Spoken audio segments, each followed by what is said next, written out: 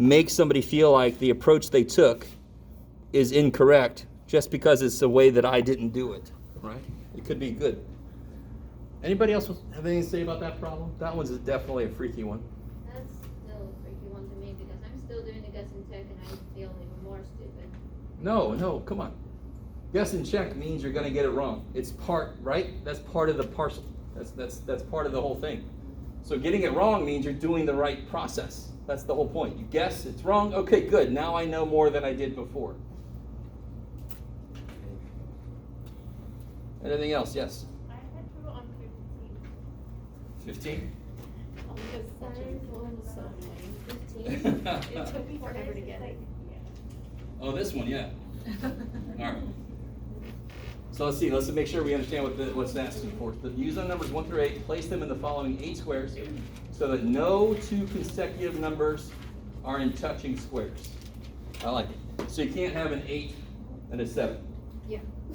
You also And also can't have a 7 there. Touching includes entire sides or simply 1 point. So you couldn't have a 7 here either. Yeah, Right? the most annoying part is if you put it in a corner, then there's like 3 spots that you can't have them. I like it. So without telling the whole, does anyone think they got the answer? Let me just say that. Okay, a few guys.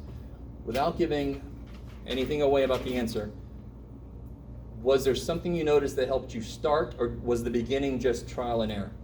Yes? The beginning was trial and error, but then I realized, Don't give too much away. the beginning was trial and error, Yes. then I realized, but Oh, I don't okay, want to okay. say. I got you. So that's encouraging, right? I love you guys. I love you guys. You gotta let go of the I want to immediately know the answer. I want to have an example that shows me what to do. Did you try it? At first it was, so like she said, it was really annoying to try and get it. But I did figure out that it's kind of easier. No, that's gonna give it away. Okay. Spoilers. No spoilers. No spoilers. All right, I like it. I don't know how the rest of you guys feel. Has anybody tried it and feel really defeated? Has anybody been defeated by this problem? Yes? Yeah, I know that you couldn't get 7 over there because it says no consecutive numbers. So I'm like, what am I supposed to do? Now think about it. Let me try it. Let me see. Which numbers have fewer consecutive numbers, right? Wouldn't it be 8 and 1? Do you think that might have something to do with where they can go? Yes. That's all I'm going to say. So you see how it's a lot like the circle problem? In a weird way, you look for the extremes, right? That's another kind of general. You look for the extremes. The middle is very often, how do you do a jigsaw puzzle? Anybody ever do jigsaw puzzles? What do you do? Do the edges, because what's the hard part? The middle. Okay, shit. So here we're looking for the extremes. 1 and 8 are extremes. They have fewer things next to them. They can have more stuff next to them then, legally. Does that make sense? Yes. 8 has only 7 next to it. So it's allowed to have more shit near it. That's all I'll say about that. So I love some of you guys are like, I'm not going to give them any emotions at all. I'm not going to react in any way to what he's saying. Okay, shit. Well, I'll try to guess what you're thinking about. Anything else? I haven't even attempted to try number 21. I wrote it down on my paper as far as I got. 21 was just a bunch of, oh, Find A, mine. B, C, D. This one? A is the third. Okay, 1.1. Oh, this one. Oh. Okay. Which one is it? Number 21. I thought we were. By the way, before I forget, I did that one. this is going to be a little weird for you, but in your homework, I would like to see more failed attempts than you're used to giving, right? I don't know if some of you guys even rewrite your math homework before you turn it in. And some of you guys are like, what's that all about? Screw that shit. I just cross it out. Try my teacher's If I'm gonna struggle reading it, so are you. There you go. I don't take that wrong at all. So yeah, you can just cross out wrong things, right? What that's going to help me do is to point out your thought process, right? Something very similar you want to do with younger kids, right? Now, as you get them old, as they get older, then you start to teach them how to edit. You start to teach them how to, right? But at the beginning, you want to see everything, right? Because you might pick up, okay, this didn't work, but this is a cool idea that would work here. I mean, that kind of thing. You couldn't do that if you didn't see all their work. All right. I don't know what to tell you about this one. This one's just a neat problem. Listen. You're not going to know exactly how to identify these kind of problems. But did anybody get at least one of these to work? I got both. You got both? Okay, keep it to yourself. Everybody else is like, whatever. I thought we were 15 and now we're working on a different problem. Okay, that's all right. But if you get, for example, for a problem like this, if you get one of them and the other one just drive you crazy, show me some of your work, go, right? If that's the only problem that you made a mistake on, I might just say it's all good, right? If you made some other mistakes, I'm going to say correct your mistakes. I don't know, you guys, did I go over the syllabus with us first day? Kind of. How I do homework? So, I just basically left it for you guys to read. But, when you give me homework, I'm going to put either okay at the top, which means you might have made some mistakes, but not enough to make me concerned. So you don't have to make any corrections. I'll write correct at the top, which doesn't mean, yay, correct. It means correct mistakes. So it means you have half credit, and if you correct it, you could get back up to full credit. And if I say redo, that's bad. That means you have no credit, because you either left too many blank, or sometimes people just cheat, right? Now if you cheat too many times, I'm going to say, don't give me any more homework. You're just wasting my time. And I don't expect that to happen. You guys kind of do that? I don't really do a grade on homework. Everybody starts with 100, and then depending on how well you do, it goes down from there state. The thing is, the homework is due on September 7th. Dude, yeah. The thing is, I'm barely on section 1.1. Okay. You got time? And chapter 2 is a lot more focused than chapter 1. Do you agree with me that chapter 1 seems not very focused? Well, I can see that one section has patterns and the other one was more of a problem solving. Yes. But But still, it's a lot more vague as to which approach is going to work on a given problem, correct? Chapter 2 is going to be more what you're used to in a math class, right? Doesn't actually mean that it's what math is. It's just what you're used to, number 2. Yes? I need help with one of the problems we were doing before class started. What's that? Section B, 1.2 with 4E, which I don't think half the classes do. But I can't. I need help, like, starting to think about it. That's what I need. 1, 2, B, 4. Oh, this guy. Yeah, that dude. All right. I have a feeling. I struggle with this because. Well, this is neat. I like this. Everybody's checking their answers with everybody else. I don't know what's happening. Is that what's happening? Yeah, we're like looking like at what we got and if it makes sense. Okay, that's fine. Yeah, you got people around you that can help you too. I love that. Now, here we go. Everybody, real quick. So, the question right now is this one. I have a feeling that not a lot of us have tried this one yet. Is that a true statement? That's true. Okay. Let's kind of look at the beginning of this. So here's this table is capturing what's happening up here. So the first pentagonal number, strangely enough, is just 1 point. The next pentagonal number, 5. Right? So you can easily fill this chart in. Is that true? So didn't I add 4 to this to get to 5? And then I'm going to add to that, I'm going to add 1, 2, 3, 4, 5, 6, 7. And, hello. If it was on the overhead, it would be raw. You guys, so filling this chart in should not be too crazy. In fact, filling in this last one might help you with the rest of what you got to do. The part that really gets people down the most, understandably, is creating your own formula. So that if I say, what's the 87th pentagonal number, you can just give me the answer by plugging 87 into the formula. That's going to be the hard part, right? But I need more people to have tried the problem out, so then I can kind of go over the steps. So I was helping somebody out before class. Okay, anything else before we get back to that sheet from last time? 2, 4, 6, 8, 10, 12, 14. Holy shit, let me think. Oh, I guess I'm just missing 6. Okay. So this sheet here. Let's finish this sheet. And then we're going to get into chapter 2. Because we're crazy people. So we left off, I think we left off on number, which one was that? 4?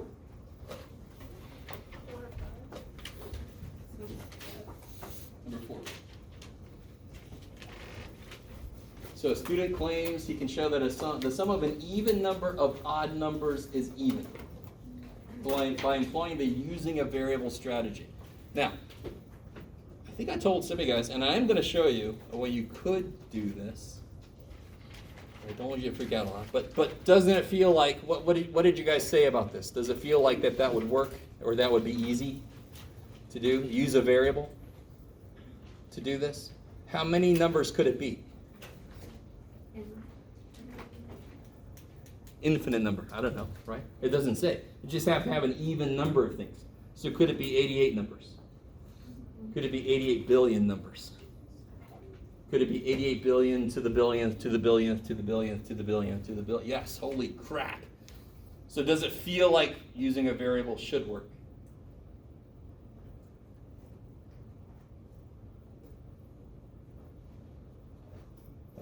All right. What did you guys say on this problem? Did anybody get to this problem, number 4? From last time? Yes? We got to number 4, we said no, because there were no clues that were given then, so no, that wouldn't work. Okay. Did somebody think of a way that you could try to get a feel for this, if this was true? How could you try to check this a little bit? Just start adding some stuff up. Can somebody give me 4 odd numbers? Because it's got to be an even number. So I kind of we reworded it a bit to make it make more sense. An even amount of odd numbers. Somebody give me 4 odd numbers. 25. 25. 37. I love you. You're like, I'm not going to make anything easy on this guy. All right. Literally the numbers I did. 25. 37. 43. 43. And 11. And 11. Kick ass. So that's an even number of odd numbers. And if I add them up, 12, 16, right? 1, 3, 6, 10, 11, 116, is that right? Yeah. God, mask, please let me see things. All right. Yes, maybe? No? Okay, now, did somebody notice anything interesting from this? What's the sum of 2 odd numbers? Even. Even. Right? All right, all right. Stay with me. This is kind of cool. This is kind of cool. Let's see if anybody at all agrees with me. How do I represent an odd? Well, let's start with this. How do I represent an even number? How do you think? Why isn't this good enough? Because what could that be? Any number. It could be 5 or something, right? So how do I make it even?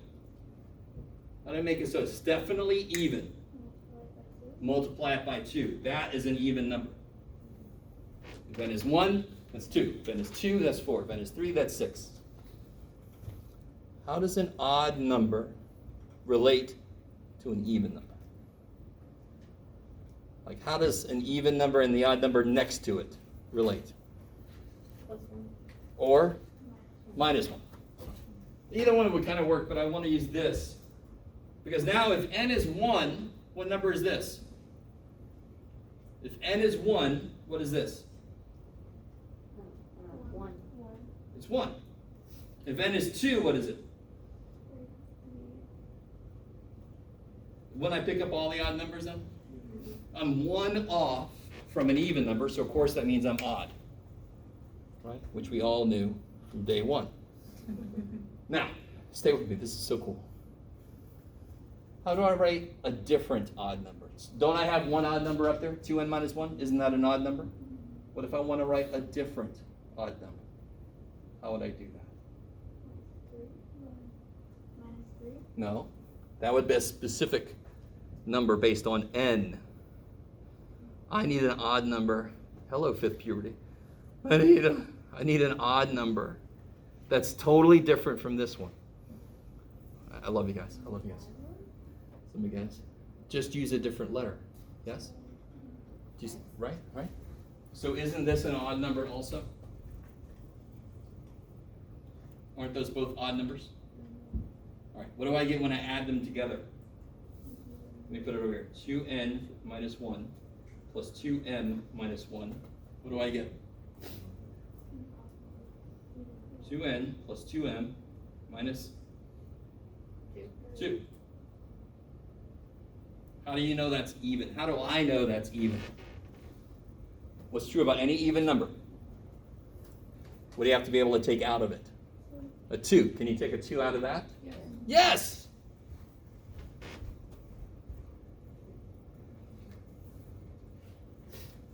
So that's even. So 2 odd numbers, any 2 odd numbers. Which 2 odd numbers are these? Well, give me an n, give me an m.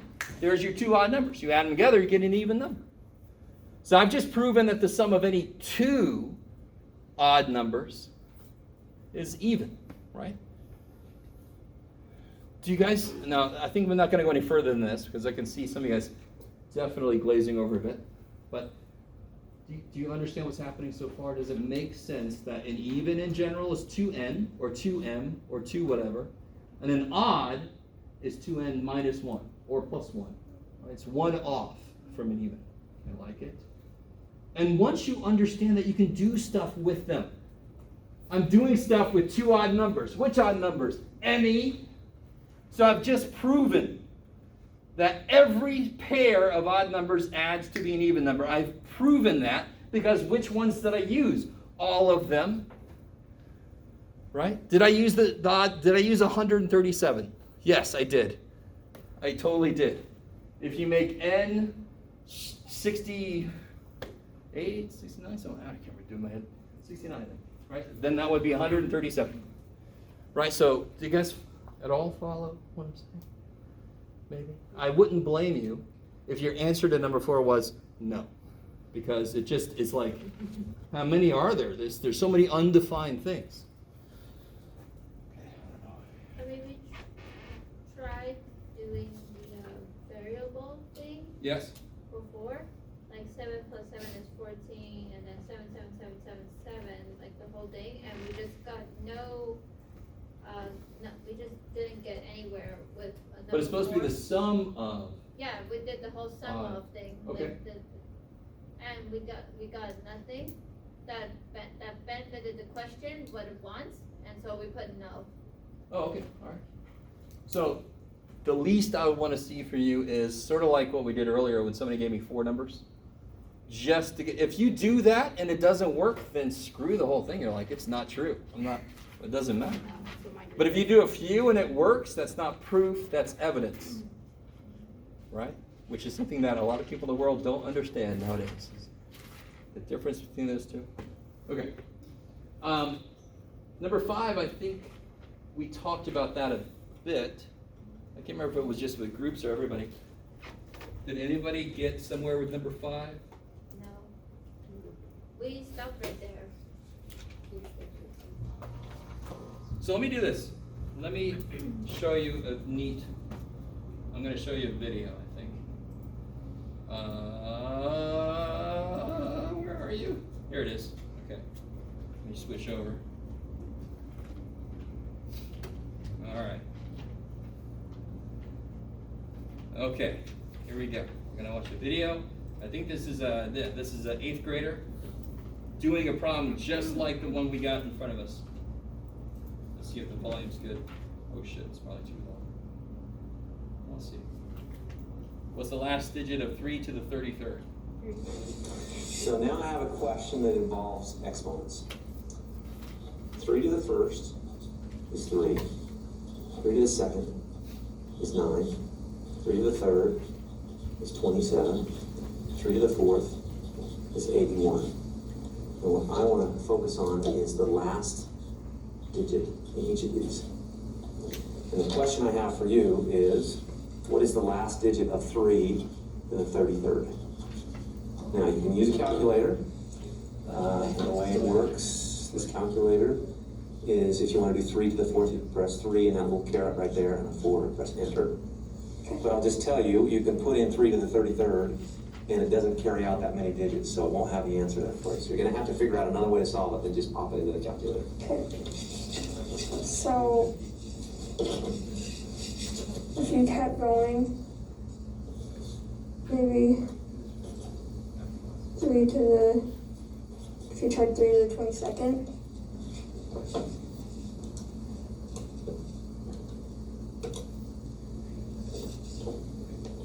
That one too big also? yeah, but you can, yeah, it's too big, okay. So why did you jump to the 22nd? So I thought maybe, Still like the 5th or something? I thought maybe this is 3 and that's 33. If you did 2 and 22, you get some sort of pattern. Okay, all right. So it's 67. What, 67? The last digits in the decimal, Of which one?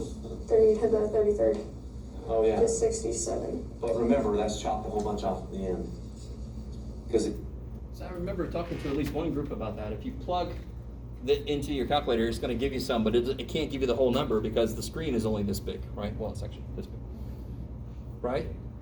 So she thought she saw the last number, but you can't. It's off the camera, off the calculator, right? Yes.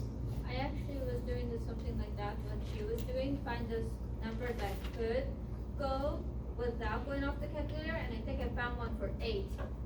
8 to the power of 10. Oh, okay. The problem with that, so you can find a power that keeps it on the calculator screen, but by itself, that's not enough information to really answer the question. So this is all about finding a pattern. So she's about to do that. Let's see. in reality, what you know there is it's a number and then a bunch of zeros. So that's just an estimate. Okay.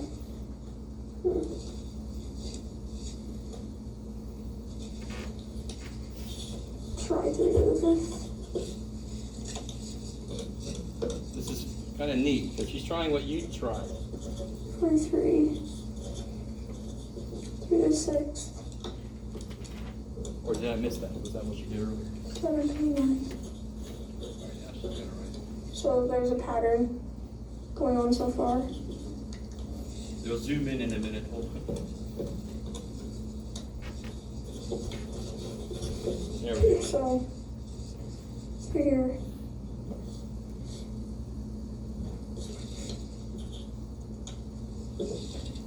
Three, 9, 7, 1, right? 3, 9, 7. So you did.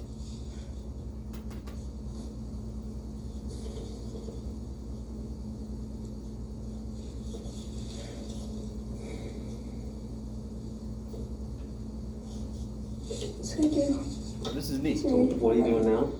So there's a pattern of the last digits going 3, 9, 7, 1, 3, 9, 7, 1, like repeating, Mm-hmm. and that's 4 digits long. Mm-hmm. So I'm finding what like end digit number 33 will end up in the. Okay. Okay. It's hard to. So do 4, 8. So we do 4 times 8, 32. So it would end in 3. Shit. I don't know if you guys understand what she did at all. Some of you guys do, some of you guys don't. All right, I need to back it up so you can see this better. There, okay. What would 3 to the 8th be? You gotta love it that from our perspective it's upside down, but you guys can do it. Would end in what? 1. 3 to the 9th would end in what? 3. It would start over again. So every fourth one, it'll be 1, and then the next one, it starts over again. What's 33 divided by 4? What's the whole part? And what's the remainder?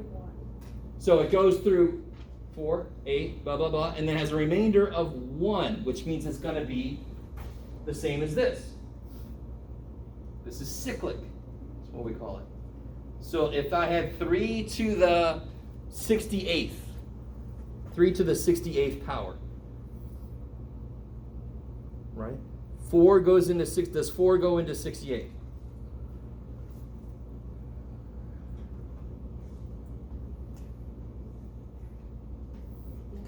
Yes.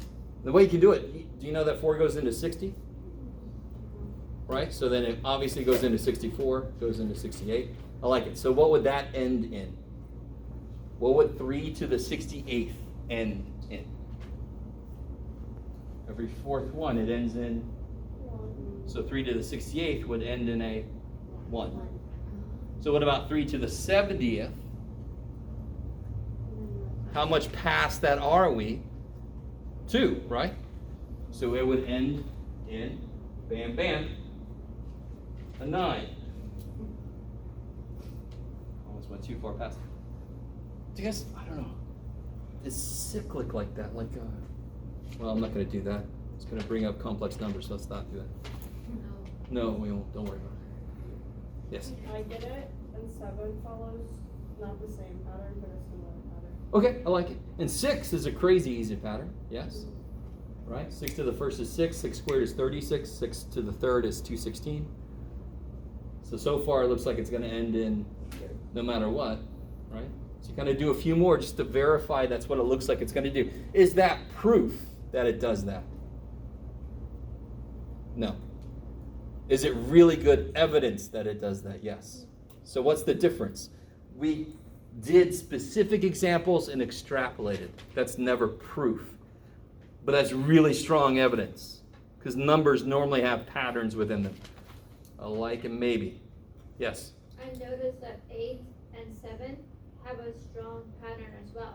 Cool. Like it's gonna end up like 8 to the power squared is 64, or like 8, 10 would be always with a 4.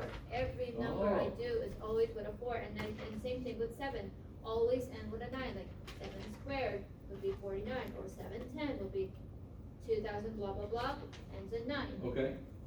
That's what I've noticed so All far. right. So that's what you write down, and that's how you answer the question. But that's what you see. I like it. I like it. Okay. There's not much more to this. I don't think they do much more. This guy is okay. Sometimes he kind of, well, I'll tell you when I disagree with what he's doing. See where do I want to go from there? So I just say. Oh yeah, okay. All right. three- Here, let's finish this up real quick. Oh shit. How do I answer 5 exactly? Because I know there's a pattern. How do you enter what now? How do I answer 5 exactly? Because I know there's a pattern. What do you mean 5 exactly? Like, it says we have to discuss whether or not other strategies are used to solve the problem. So I'm like, if and it's Oh, yeah. so. All right. What kind of strategies did you use to solve this problem? So we actually, the way that she did it, and the way that I think most of us would do it, is you make a list, right? And what else did you employ? Find a pattern, right? Okay. Right. Yeah. Oh, so you're just saying how they do it. Yeah, what strategies did you use? So what's interesting for you guys is very often you're going to have to do a problem and notice what you're doing to be able to answer a question about what strategy did you use. And for young students, it's really hard. Like there's another girl in another video where the guy says, how did you do it? And she said, I did it in my brain. And he's like, okay, well, what do you mean? What exactly were you thinking? You know, so you have to kind of pull it out a little bit more. This one's kind of nifty. Well, and again, I don't know if anybody made it this far. But does this sound at all familiar from algebra? Selling raffle tickets. Adult tickets cost $4. Student tickets cost $3. She's collected $65 so far. How many adult tickets has she sold? I should have probably said how many tickets to adults has she sold. It sounds a little weird. But can somebody notice something that doesn't quite, well, I'm going to kind of give something away if I answer that, but it doesn't quite work with this. But how do you think you're going to approach this? You know how much adult tickets cost. You know how much student tickets cost. She's got $65 so far. Could she have sold only adult tickets? And that's it. No, there's no way to get to 65 by selling a bunch of things that cost $4, correct? So she had to sell at least one adult ticket. And if she sold one adult ticket, how much, well, let me try and turn this around, sorry. She had to sell at least one student ticket. So if she sold one student ticket and the rest were adult tickets, how much did the adult tickets cost total? Well, 3 from 65 is 62. Does 4 go into 62? No. I don't know if you guys are following what I'm trying to do here. So you can kind of do a little bit of guess and check. Does anyone notice, are you going to get one answer for this? So watch this. What if she sold 2 kids tickets? How much money is that? 2 student tickets? 6. If the rest are adult, that would be a total of 59. That wouldn't work, right? No. What if she sold 3 student tickets? Not. 56. Does 4 go into 56? Yes. Yes. If you kept subtracting 3, you're going to hit more places that 4 goes into it. So how many can you get? Will there only be one answer? No, there will be more than one answer. What about here when I say she sold 20 tickets so far? Why would that make there have to be just one answer? Because you'd have to figure out how many adult tickets versus kid tickets were sold. I like it. To add up to 20 and 65. Good. So there's 2 requirements. How many unknowns are there? 2. How many requirements are there? 2. When those match, most of the time, that means you're going to get one answer because you got to meet both requirements. I like it. It's a lot like that problem, remember, with the perimeter and the area?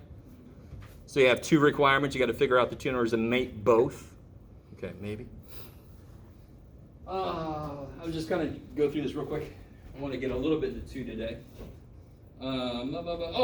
This should be quick. Why wouldn't this work? They're supposed to find 8 consecutive numbers, the sum of which is 124. So they try to employ the solving a simpler problem strategy. So they find 4 numbers, 4 consecutive numbers whose sum is 62. Do you see their thought process? Some of you guys might agree with their thought process, but I just tell you right now, it's wrong. Why is it wrong? What's kind of the assumption they're making? Do you understand how that's incorrect usage, but it is a usage of solve a simpler problem. Instead of 8 numbers, there's 4. Instead of 124, they cut it in half. But yes? Yeah, because the way they're approaching it, they're doing 62 times 2 is 124. And what they're going to try and do is they're going to just, the numbers that they find, they're just going to multiply them by 2. And the problem is, if you find 4 consecutive numbers that add to 62, the next 4 in 8 consecutive are not the same numbers again, right? Which is basically, I think, what you're saying. I really want you guys to be with me. If I find 4 numbers that add to be 62, I'd have to double those to make it become 124, correct? Mm-hmm. Is that what adding the next 4 numbers does? No. So they made a simpler problem. Unfortunately, it's not related to the original. So they have nothing to do with each other. It sucks. I like it. All right. I don't think it asks you to. Yeah. I'm still stuck at 6. 6. Oh, with what, part B? A. I don't know what you guys were actually All right. doing. So, for example, here. So for number 6, what if, could she sell nothing but adult tickets? If she only sold adult tickets, if they're $4 a piece, could she have made $65 from only selling adult tickets? No. Of course not, because 4 does not go into 65. We do know that 4 goes into 56, though. I know. So that's where we're going. So what if she sold 1 student ticket? Right? Isn't that $3? Yeah. So how much is left for the adults total? 62. Are you with me? But 4 does not go into 62. But if you do it 2 more times, right? If you do it 2 more times, take 3 off, 59, take 3 off, 56. 4 goes into 56. So let's look at that. So if I sold 3 students That's $9. And then the adults would have to be 56. How many adult tickets is that if there are $4 each? How many adults bought tickets? If I got $56 total from the adults, 14. How would you get 14? 4 goes into 56. If I got $56 total, and I sold things that were $4 each, isn't that just division? Right? So that would be 14. So 3 student tickets, 14 adult tickets works. But that's not the only one that works. If I sold 4 more student tickets, if I sold 7 student tickets, how much money is that? Remember, the students are $3. Sorry? 21. $21. So how much is left for the adults? That would be 84. How much is left, Carol? 44. Yeah. Oh, right. 84 divided by. 44. So how many tickets would that be? Yeah. How'd you get 44? All right. How much total did they make? What? How much? Watch. How much total did they make? 65. If they sold 7 student tickets, that's $21. How much money must they have made from the adults? 65 minus 21. If they made 65 total, some from adults, some from students. For the moment, we're gonna go ahead and say, okay, no students or adults, whatever. Some from the adults, some from the students, right?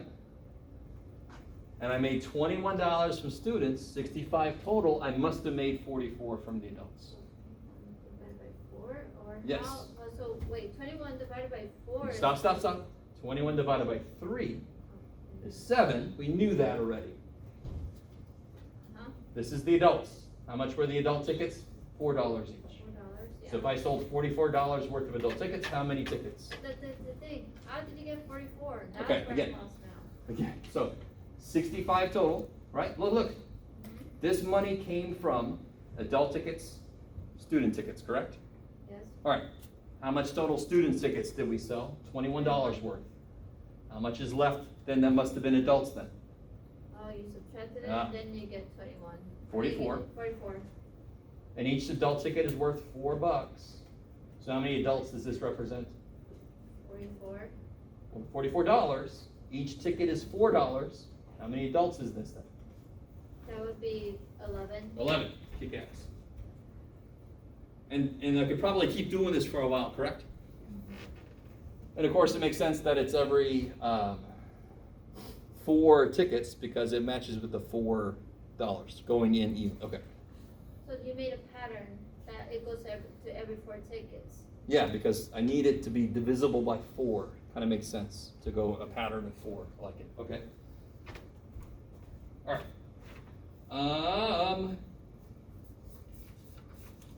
So let's put that aside. Here we go. Oh, thank you. Oh, yeah. I was about to go over there and see what's up. It's a little warm in here. All right, so where's the clock in this place? We've got plenty of time. That's probably the student's worst phrase. Is, oh, we got plenty of time. Now, just because we're about to get in chapter 2 doesn't mean you're supposed to be done with chapter 1 homework. It doesn't mean you can't ask questions on chapter 1 next time, all this kind of stuff, right? Okay, so we basically finished chapter 1, and I want to show you, the book does a decent job of kind of like accumulating what we've talked about so far. So for example, if you look at the beginning of chapter 2, it lists the strategies we've done so far. Got some test. I'll try to, I don't know if I'm going to remember to say test. Draw a picture, use a variable, look for a pattern, make a list, like with the exponents. Solve a simpler problem, that's one of my favorite ones, but obviously you can use it wrong, which sucks.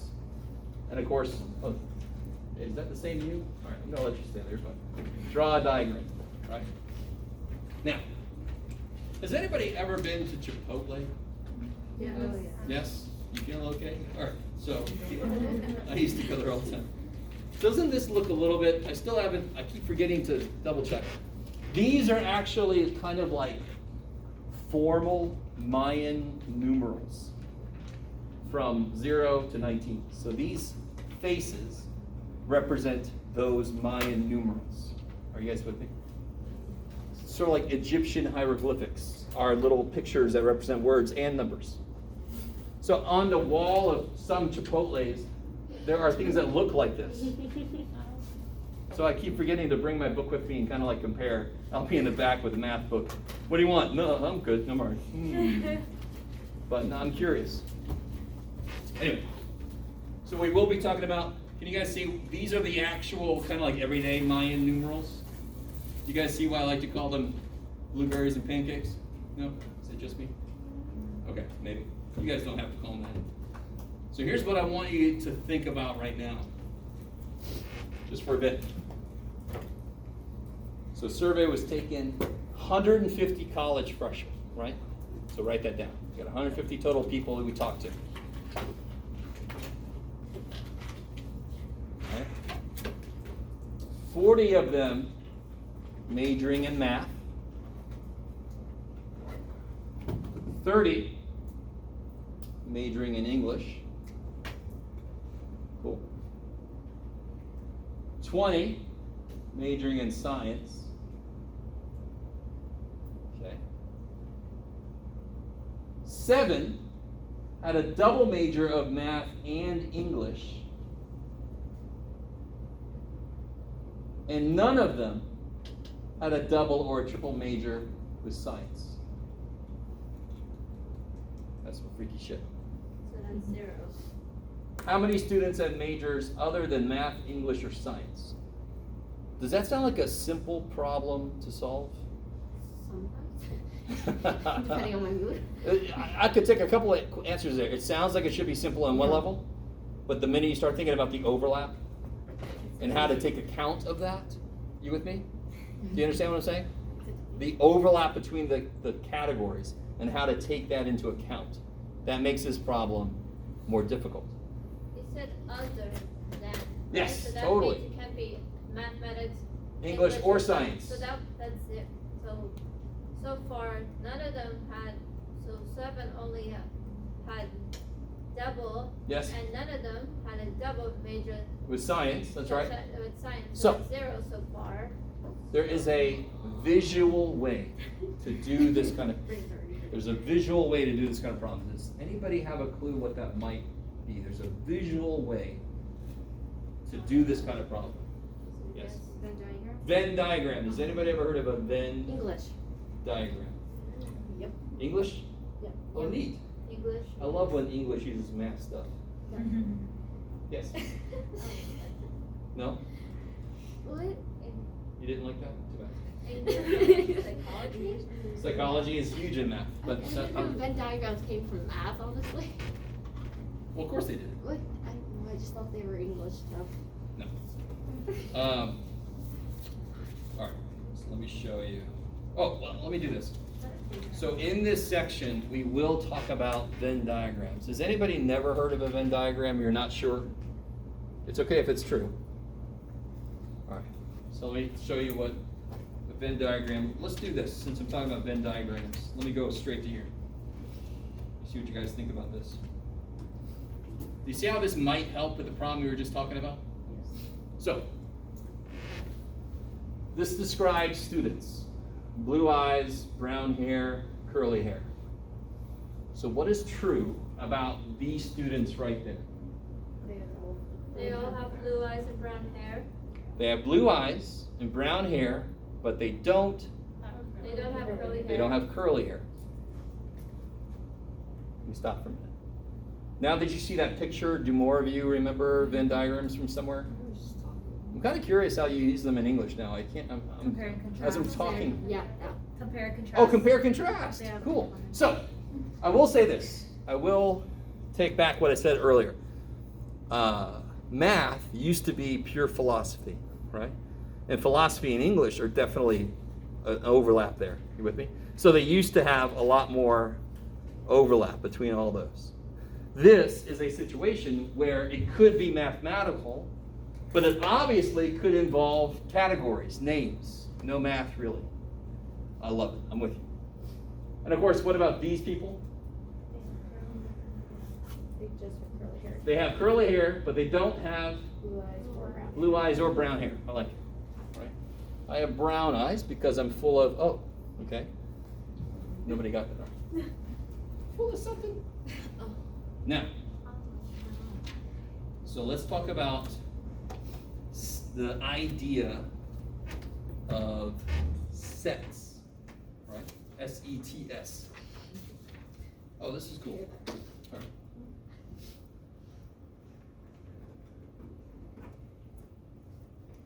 Cooperate. Okay. When I say the word set, what do you think of math? Or, well, what do you think of in general when I say the word set? Does anyone think tennis? A group of things? I'm sorry. Did you mishear me? Is that what's happening over there? I understand. That's why I spilled it out a minute ago. Or did something else happen? I'll let it go. I missed whatever that was. So I've got a group of things, right? So it could be mathematical, it could be English, right? Anytime you make a grocery list, that's a set of items that you want to buy from the grocery store.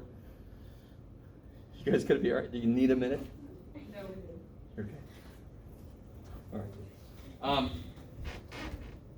So if I write, for example, Can't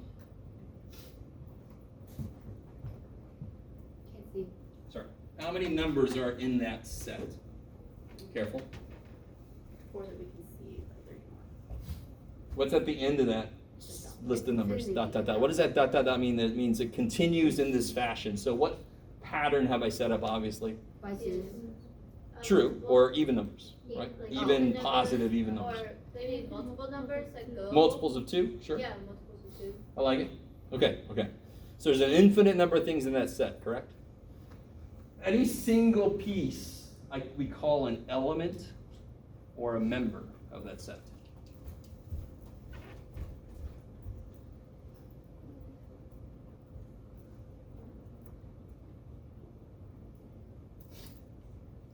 Right, so if I said, is 37 a member of this set?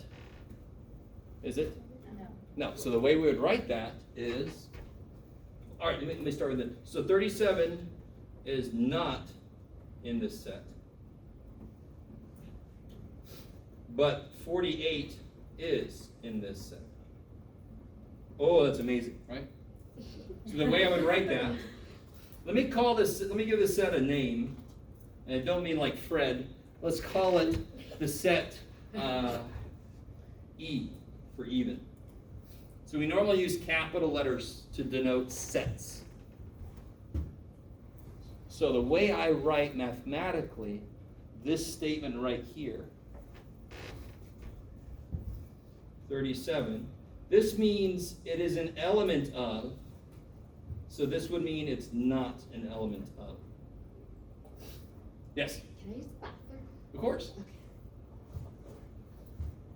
And then so I would say 48, this little weird symbol, this little weird E that's a C with an extra piece in the middle, so it looks like a very strange way to write the letter E.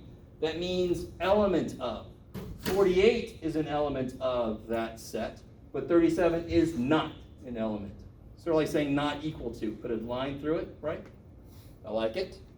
So they're going to be very similar symbols for sets that we're used to from equations and stuff like that. Inequalities. I like it. There's another way to denote a set. So for example, if I had, let's see. So I can denote a set like this, 1, 3, 7, 11, 16. Okay, there's a set, and I can call that, let's call that B. Why not? But what if I want to have the set of all numbers that start with the letter T? How long is that set? How many members will there be in that set? So what's the first? So all the numbers, let's say all the positive numbers that start with the letter T. We'll kill the negatives. We would say they all start with the letter N anyway, so that's fine. -7 starts with the letter N. So what would be the first thing in that set? This is a little bit of an evil. Say again? 2. Kind of makes sense, right? Now you kind of assumed that I threw out fractions and stuff, right? But how long would the set be? What's the next one after 2? If we're just going to talk about whole numbers, or just keep it to whole number. 3, and then I like what's happening in your head right now. 10, 12. Okay. So how long will it be infinitely long? Take 2, for example. Can't you also have 200, 2,000, 2 million, 2 billion, 2 trillion, 2 sextillion? Holy shit, and how far does that go? For freaking ever. You just keep adding on a set of 3 zeros, and somebody's got a name for it somewhere. Right? Okay, I like it. Okay, so what's it got to do with anything, Joe? Is there a way to write the list like I did here, so I could just put little dots to capture the pattern? Is there a pattern for the set of all numbers that start with the letter T? Is there a pattern? No. Do you not agree with me? 2, 3, 10, 12. If you found a pattern for that, you should apply for a Nobel Prize in mathematics. Not sure what that would do for us, but. So there's another way to do a set. It's called set builder. Believe it or not. Sounds very much like, who's that little dude on the kids' TV? Bob the Builder, thank you. I was thinking about Tim the Tool Man, and I couldn't get that on my head. Set builder looks like this. The set of all x's such that, oh shit. So the set of all x's, all numbers really, such that, then you can put whatever you want to after that. X starts with the letter T.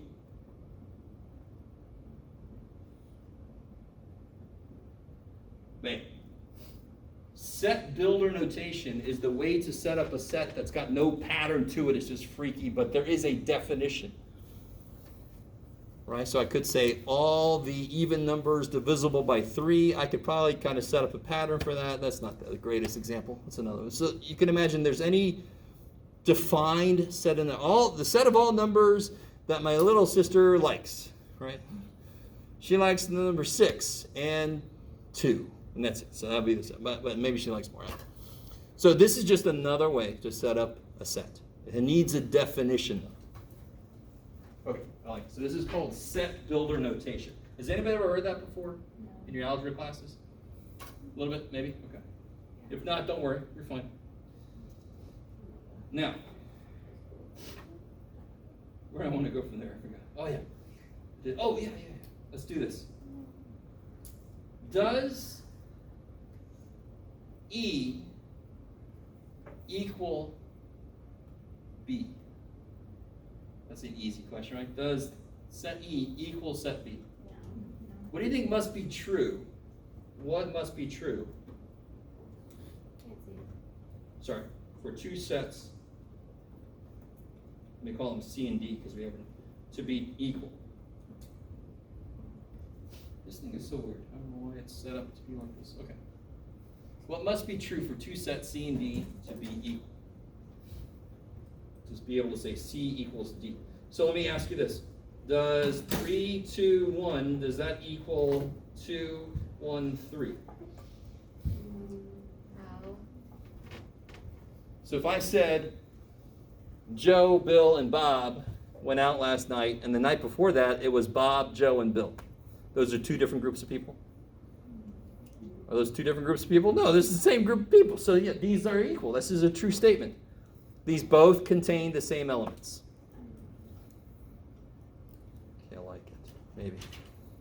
Does that make sense? The order doesn't matter when you're asking if they're equal. What matters is they have the exact same elements and neither one has more elements than the other one. Yes? But if there was like the ... to indicate that it went on Oh. forever, it would be not equal, right? If only one of them had a dot, dot, dot, no, they would not be equal, exactly, because they would have more elements than the other one, so they have to have the same number of elements and the same elements. Okay. Yeah. So what about these?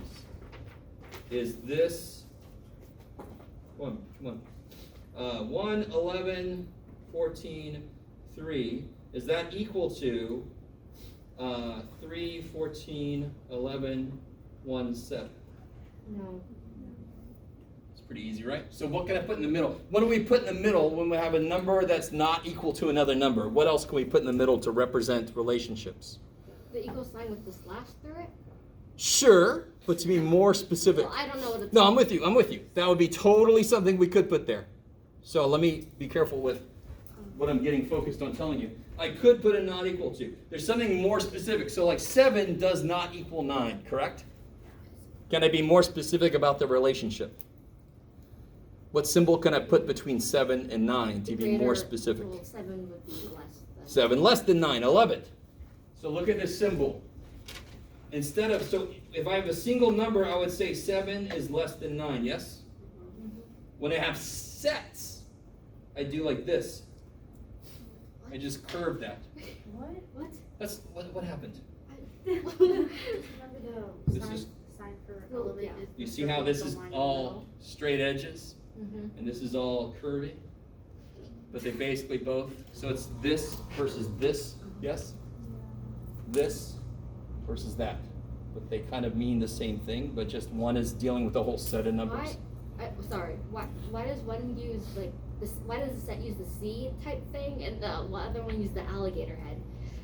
Because that's what they decided to do. They really, I mean, that's, the really neat thing, one class I don't want to create is kind of like the history of math with some proofs in it. I know. But for example, I mean, you can get as really basic as, why does our number 2 look the way it does? Think about it for a second. Did it have to look like that? No. What about the square root symbol? No. Right? Didn't somebody in history have to go, oh shit, I want to tell somebody to cut something in half multiplicatively. What? I could put a box around it and tell it, hey, guess what? Let me call the phone that definitely existed back then. Hey, a little box around something that means cut it in half. No, they had this symbol. And it was actually related to a word that somebody used, and there was a piece of the word, and then it just became this symbol. So a lot of those things have a neat history to them. Students, we learn this shit, and the reason it's hard is because all the decisions were made, we just have to catch up with them all, right? We're not involved in the decision. Too bad for us. It's already been decided. Too bad. So to be really honest, I don't right now know the real history behind these two, right? I just don't. So I don't know everything. Hopefully that's okay. But now I'm going to have to look that up because I'm curious about, because these are obviously related. Yeah. What if I would have written this one first? This would, of course, went the other way, the same way this does, right? So these are very much related. This is used for single numbers. This is used for sets. So here's the way to say this. Let me write this word down and see if you agree with this. This is a subset of this. So this symbol means a subset. This symbol means a subset. Cool? No? Okay. Sure. Has anyone seen this kind of thing before? No. This is your first time? But do you understand? Now I do. Okay, I like. Could they have used the same symbol? Probably. Yes? I think something like that when you're talking about domain and range and graphs, but I'm not sure Oh, yeah. exactly if I remember Are correctly. you or like not. this, maybe? Instead? It was Like a U? No. Maybe? I don't remember. Maybe. Okay. Okay. Let me do here. Now watch this. Can somebody tell me if this is a true statement? No. You can do it. Come on now, think about it. Read it. What's it say in English? Or equal to. So is this a true statement? Yes, it is less than or equal to. It's less than. Or means you just have to do one of them, right? So this symbol could have been that, or it could have been this. They both kind of mean the same thing. I like it. I like it. Very often we say this one means a proper subset, meaning it is definitely not equal to. Okay, maybe. So I'll use that symbol if it could be equal to, leaving the option open. I love it. I like the, agree with me as you look at the clock. How much, get me out of here, come on. I understand this guy's saying not really, get me out of here. All right. I'm pretty much If more I- like I'm doomed. Huh? I'm pretty much more like I'm doomed because I don't know, I don't understand anything. I'm not even, I haven't even learned from chapter 1. At this point, I might fail again. Okay, so, several things. I really love the fact that, so you guys listen to me, and what time was I in this room? As far as you guys know, some people came in this room early, at least by 12, if not a little before 12. I'm gonna be in this room at 11:30 before class. Oh, okay. Yes? And I do that because in my office, there's not enough space for everybody, and I don't want to make people kind of like wait one at a time. So if y'all just come in here, so I need to send an email out to my whole thing, and I need to set up a Zoom time. Just let me just tell you, I'm waiting for several meetings to freaking fall into place that are going to happen for the whole semester, so I can figure out where I can put some other stuff. So it's just kind of like, please, dear God, tell me when we're going to meet, so I can do other things. So one thing, what does all that shit have to do with what you told me? Come in here before class, ask questions, get more help, right? You've also got tutoring services. Has anyone tried that out yet? You guys know how to access it? What's the online one called again? Net That's fine. tutor? That's it, Net, thank All right, listen. Beyond that, Net tutor. guys. There's a net tutor. That's one of the 3 things. The other 2 are from Correspondence students, Correspondence tutors. But let me show you. Has not everybody's been in our Canvas shell yet? Is that true? What? In our Canvas shell? Canvas? Yeah. All right, sorry. I'm assuming most people understand it because before this semester, how many on-campus courses did we have last semester? None. Well, a few, to be honest. There were some like nursing things and stuff. But basically none. So what were most courses run through? Canvas. Canvas. Now, if you're coming from, I don't know where, maybe you haven't used Canvas. I don't know. Has anybody ever never? It's a neat way to say that. Anybody never used Canvas in here before? Anybody? Everybody's, as I'm doing this, I'm like, what is my password? I don't freaking remember. Let me see. Oh, hold on, I'll switch it over. Oh. Let's see. Let's see if I can get lucky and remember what my password is. Since my baby left me. Oh, here we go. John. I gotta be John for these people. Oh, who knows?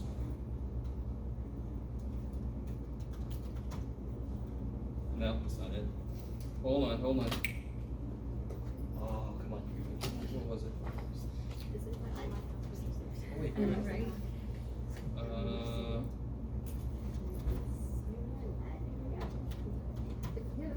No, alright, screw it. I'm gonna have to show you later.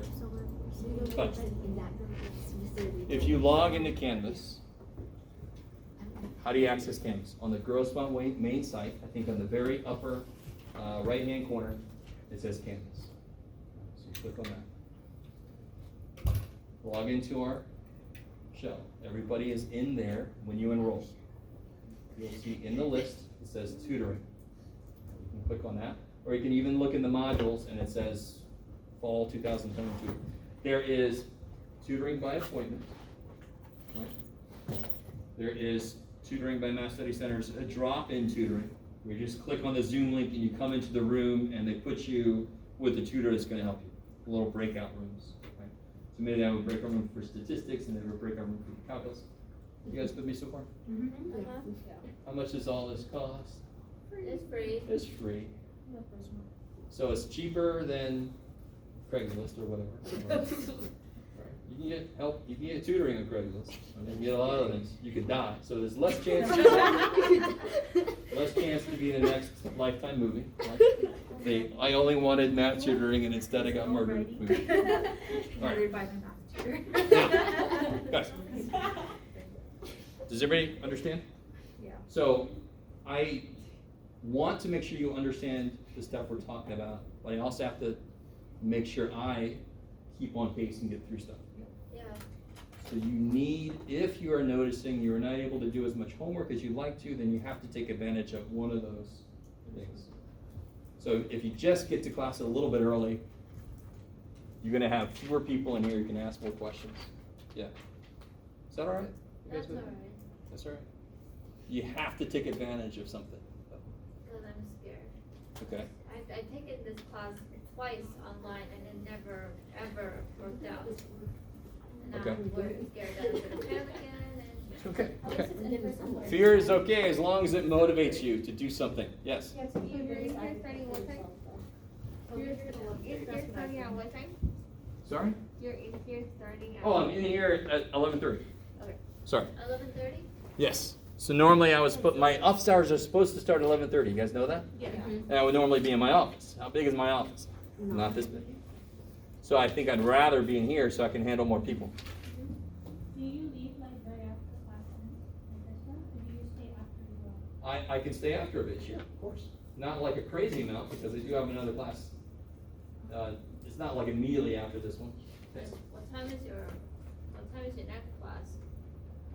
Well, its office hours start at 2:30, and that class starts at 3:30. So this class officially that's out at 2:10. So I have 20 minutes, depending on how early we stop. So they're here. Huh? Get here early, or stay after with a few questions. Yeah, I can handle that. Okay. But I mean, I really want. Obviously, I want you to understand everything. Because I can do so much. You've got to meet me somewhere. Right? Take advantage of everything I'm trying to offer you to get help. Okay. Let's see. Here we go. Okay. Let's do a little more of this, and then we'll call it a day. What's a little more mean, Jeff? Oh, you'll find out. Let's see. Where am I at? Oh, okay. So now we got these symbols here, right? So would this be true?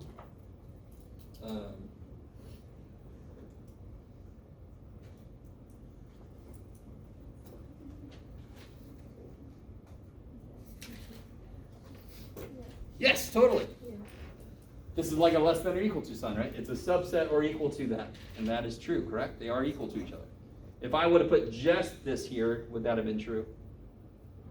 No, this is not less than this. This is not just a subset. This is equal to this. So those symbols are exactly like their inequality counterparts. Is 9 less than or equal to 9? Yes. Yes, because it's equal, or either one. It's all good. I like it. I like it. Oh, let's do this. Oh no, I'm out of paper. You guys are like, yay, he's out of paper. Too bad. I guess.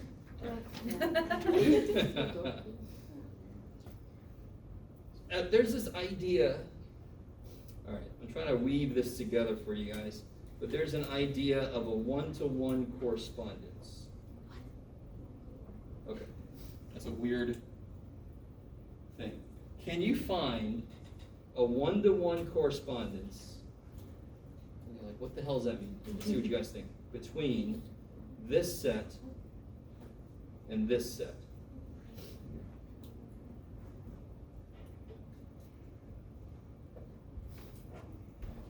See what you guys think. Are those sets, here's a really weird question. Are those sets the same size? Yes. In amounts of numbers. Why is that a weird question? How big are they each? How big are they? Infinitely big, right? So what freaks people out, well, I could really freak you guys out. Let's just take the freakiness one step at a time. What is anybody see an obvious way to go from the parts in this guy to the parts in that guy? What do I mean by that? Think mathematically. Yes? And you're all like, yeah, this is math class. Good job. Multiply them by 2. Yeah. So a correspondence A one-to-one correspondence. One-to-one correspondence means everything here goes to one thing over there, and everything there came from one thing over here. Like an analogy. One-to-one. Zero doubled is zero. Okay, that makes sense. Zero cut in half is zero. One doubled is two. Two cut in half is one. See, they go one-to-one correspondence. I like it. Yes? Kind of like a ratio? Yes, but a ratio is one way to find a correspondence between two things. So it's, you're not going to like what I'm about to say, but it's sort of like finding the equation with a pattern, right? This was an easy one. And I'm not just saying you, I think everybody would agree. But you especially, you and I were working on this and they get kind of weird. Isn't that an equation? Yeah. If n is in this set, how do I get it in that set? 2n. Yeah. I was originally thinking of an analogy with English. I'm like, wait. Oh, this whoa. is wrong class. All right. If you do that, let me know. I like that. So there's this idea of one-to-one correspondence that might come up later. Okay. In fact, do you guys remember, let me just draw this. Does this spur any, Jeff, does this spur any memories with anybody here? Domain and range? Yeah. What? Yes? Do you guys remember seeing anything like that? Pretend? Not like Yeah. that. Yeah, It's like, not like what? that. I mean, I remember the DNR for All right, domain and range. Input of 2, output of 7. 7. Output of 7 had an input of 2. Isn't this a one-to-one correspondence? Sure is one of my least favorite answers. What does one-to-one mean? Everything here goes to one thing there, everything there goes back to one thing here. And that is true, right? Mhm. I like it. Remember talking about what a function is and what's not a function? Kind of. It's not a function. All right, sorry. I was going to talk about, anytime I teach about functions, has anybody ever seen the movie Highlander? Anybody know what I'm talking about, Highlander? Heard about it? Maybe? All right, I'll stop. All right. You only get it if you've seen it. It's all good. You're like, I didn't know I had to watch a damn movie before this class. Wait, is it about that Scottish guy? who's Yes, like the Scottish? Scottish guy. That's right. No, she's got it. And she's got it exactly right. Well, I put a 9 there. You put it 8 before. I did put an 8. I didn't know we had an 8. I have a little list, a little outline of things I don't want to miss an idea to talk about. We already talked about this idea. Yeah, we already talked about subsets. So let's talk about this. If I say union, what do you guys think of? A whole? A whole. I like it. Whole of a, not a whole, but like. I know what you mean. Not a whole, but a whole. Yes, Like I'm a with you. group? I mean, A group. Yeah, I like it. Somebody, she's back there going, would you just look at me? I'm doing this. Yeah, no, you're good. You're good. Sorry. Don't take that back. People coming I love together. It. Putting it together. Joining. Getting married, maybe? There's a union, Yeah. right? Joining things together. Joining things together. Okay. So what do you think? So I'm not even going to tell you the math behind this. If I said A was A, B, C, and B is E, F, G, and I tell you the symbol for union is a big U, that kind of makes sense. What do you think A union B would be? Go exactly with what you just told me. And then find out that you're wrong. No, just you should be right. Go with your gut. Say again. A, B, C, E, F, G. A, B, C, E, F, G. Oh, I like yeah. it. So union just means put them together. What if I have another set? Let's say I've got the set C. A, B, G. What would B union C be? This is a little bit more spiky than I wanted. What is B union C?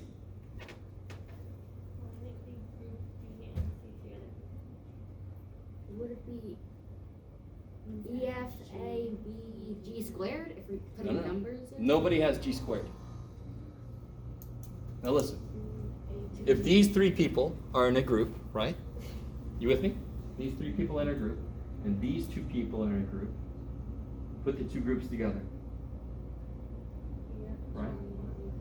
Let me see, what's a better way to say it? So you're in how many groups? If you guys are in a group, and you two are in a group. Two. She's in 2 groups. So when I put the 2 groups together, am I going to say her name twice? No. No. She doesn't suddenly clone herself or something freaky. There you go. I can go to both meetings. Then you'd be thinking like the minions. Yes, you got it. Sorry. Then you'd be thinking like minions. The minions? Yeah, the minions. What about the minions? They're clones. They're what now? Oh, clones. Okay, I love it. I like that progression of thought. So the way you answer this question is E, F, G, A, B. I heard, because you already said G, right? Okay. It's like a corner post, the post corner. Probably. What's that? The corner post problem. on Oh that no, let's not bring that back. Let's let that one rest in peace. I really didn't make any friends that day. Oh man, I thought there would be pitchforks and stuff. Okay, let's do one more thing. What time is it? Is it time? It's almost 2. 55. Oh, okay, okay. So what about this intersection? Obviously, we should all think about quite a few things if I say intersection. The road. Road, I think about the road. It's like Think about 4-way stop and people being too polite. Just go, you got there. Or being Is that just me? impolite. Huh? Or being impolite and Being impolite totally and going, Straight just past. not even stopping. You're like, what the shit? All right, sorry. Let's not. I don't want to bring up road rage in the conversation. What else? Anybody have a different? Get road out of the way. Does something else come to mind about intersection? I would say graph. Oh yes, exactly. So when you graph 2 lines to solve a system of equations, oh dude, I can get mathematical on you anytime. You graph 2 lines, the answer is where they meet, the intersection of those 2 lines, right? So if you had a missile coming at you, and you have a trajectory for your intercepted missile, please intersect lines, correct? And that is basically the math they use. It's just 3D in that case, but still, they want to make this trajectory equation match this equation at this time. And Bam. And you're all down there going, please do. Intersection in sets. 2 things that intersect mean you're in both groups. Going back to this earlier example. So the intersection, in the intersection, which road am I on? This one or that one? Yes, I'm on both, aren't I? Yeah. If I'm on McGinty Street, I don't know, McGinty Street, and this is Llewellyn Street, I'm in the intersection, which street am I on? Both. Both of them! Yes. No. So pretty much an intersection, like both the sets have to have both. It's the elements Yes. that are in both. That's the intersection. Where do they intersect? So look back at A and C. What is A? Now the symbol for intersection, let me say this. The intersection is what's in one and the other. So the symbol for intersection looks like an A that lost its little bar in the middle. So it looks like that. Upside down parabola. Looks like an upside down parabola, and this one looks like a Parabola. yeah. So this is a happy one. It's trying to include everybody, and this is an angry one. It's like, oh, they're actually if you're both in my groups. So what would A and C be? They have A, B. The only difference is that A has C and the other one has G. Good. So what's A and C? I think you told. A, B. Done. It's got to be an A and C. And only A and B are an A and C. I like that. I really should have picked different letters. That's okay, maybe. Not too bad, right? No. Not too bad. I like this for or because have you ever seen somebody go, you or you, somebody clean the room? So it's this symbol. You or you, I don't care who, just do it. No? That, I like that. That's or. And then I don't know about it. All right, last idea, and then I'll let us out of here for today. There's the idea of the complement. Oh no. Notice there's not an I here, so it doesn't mean, wow, those are nice shoes you got. Those are some nice shoes. That's kind of nifty. Thank you. You're welcome. So it's not that kind of compliment. Has anyone ever heard the mathematical idea of complement? All right, so it's like, yes. Isn't like, for example, I'm a twin, so she's my complement, my other person. I like it. Sure. So two complementary people want somebody compliment somebody else. Like the one is very aggressive and can handle bad interactions. The other one's calm, right? So they balance. Exactly. So complementary. Colors. Math is going to be a little less ill-defined. So the complement of a set is everything that's not in that set. So what I need then, sometimes, most of the time what I need is the idea, you're going to love this, of what my universe is. So what does that mean? So let's say that our universe, this kind of sucks, is the letter U, I know. Let's say our universe is A, B, C, D, W. So what is the complement? If A is BW, here's the symbol for the complement. It's just a little bar on top, right? I don't know, looks like A died and now it's got a little halo, but a complement is everything that's not in A. So what it means is, it's sort of like what you said, together they make the whole thing. Aww. So of course, what would the complement of A have to be? A, C, D. Because then together, they would make the whole thing. Anything about A, B, C? A, C, D, C. No, it's. Yeah, you know what I'm thinking. For those about to go. Okay. That's not a bad idea, right? Complement. So if I said, what's the complement of the group of all people with brown hair? What's the complement of that? The group of all people with other than brown hair, correct? So what about bald people? There we go in the complement, correct? Because they don't have blonde hair, right? You guys? Brown. It was Brown hair. We started off with brown hair. Now we're blonde. What's the matter? Oh, I see what you mean. We're not